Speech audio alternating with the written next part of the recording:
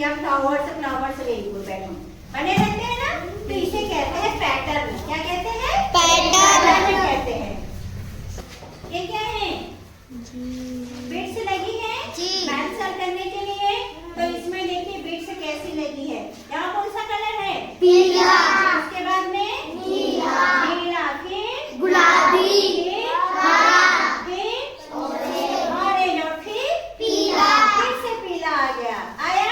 देखते हैं फिर से पीला तो आ गया, लेकिन यहाँ भी पीला था।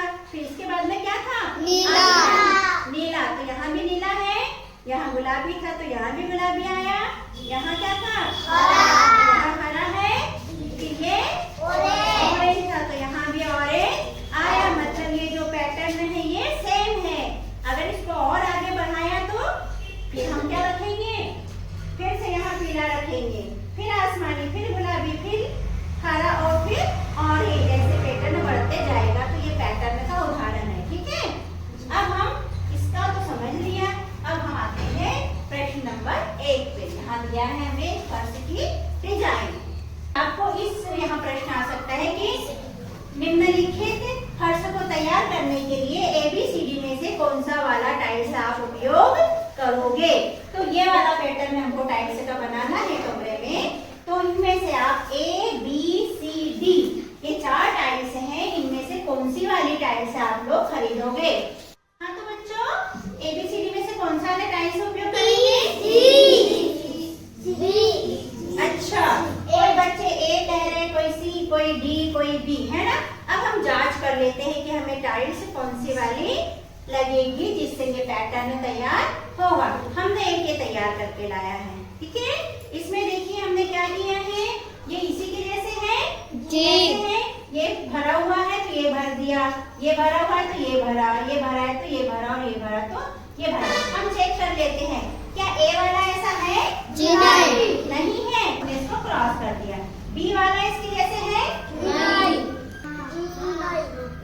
हाँ, कोई हाँ कह रहा, कोई ना कह रहा। देखिए इसमें ये नीचे है, ये चौकोर में से नीचे भरा है, इसमें ऊपर भरा है, तो ये भी इसके जैसे नहीं है।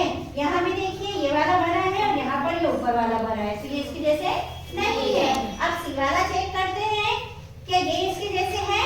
हाँ, ये वाला ये सेम दिख रहा है, ये इससे सेम हो रहा है, ये इससे सेम हो रहा है, ये इससे सेम हो रहा है। ठीक है, तो ये वाला ऑप्शन हमारा राइट है। चौथा भी चेक कर लेते क्या ये इसके जैसा है? D वाला नहीं है, तो हमारा कौन सा सही हो गया? Option C। तो हम किस प्रकार के टाइल्स खरीदेंगे? C वाली टाइल्स हम खरीदेंगे और उससे हमारी फर्श हम रूम की तैयार करेंगे। आ गया ये पैटर्न समझ में? जी। तो ठीक है, अब अगला प्रश्न हमारा प्रश्न नंबर 2 है। 2 में देखिए क्या दिख रहा है आपको यहाँ पर? ये क्या है?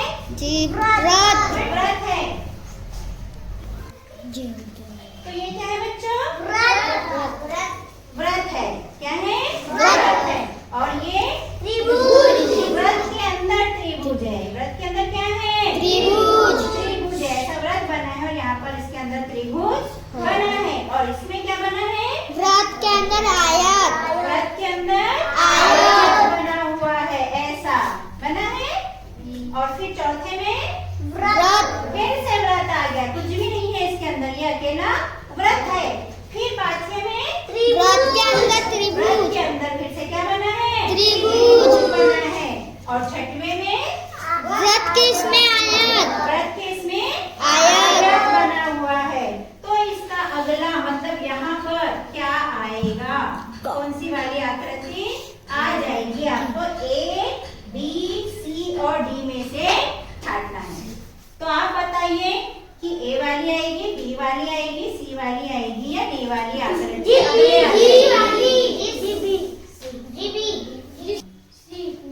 C भी बोल रहे हैं और B भी बोल रहे हैं। मतलब 2 ऑप्शन हमको बच्चे बता रहे हैं। कौन सा से? C और B। तो देखो बेटा B बोल रहा जिसमें वो देखो खाली है जी, खाली है ना, व्रत है केवल, और व्रत के अंदर कुछ भी नहीं है। यहाँ देखिए लास्ट में क्या है? व्रत के अंदर आयत है, आयत था। अब यहाँ व्रत के अंदर आयत के बाद में खाली है, राइट। तो हमारा क्या आ जाएगा? खाली वाला मतलब बी वाला सही है। और जो बच्चे सी बोल रहे थे वो भी देख कंफ्यूजन नहीं होना चाहिए। सी में क्या है? व्रत के अंदर आयत है, तो यहाँ पर भी व्रत के अंदर आयत है, तो 2 बार आएगा क्या? नहीं आएगा, इसलिए हमारा सी नहीं हो सकता। हमारा क्या होगा? डी वाला ही उत्तर राइट होगा। ओके, तो पैटर्न समझ में आए? जी। तो ऐसे पैटर्न को एक के बाद एक हल किया जाता है।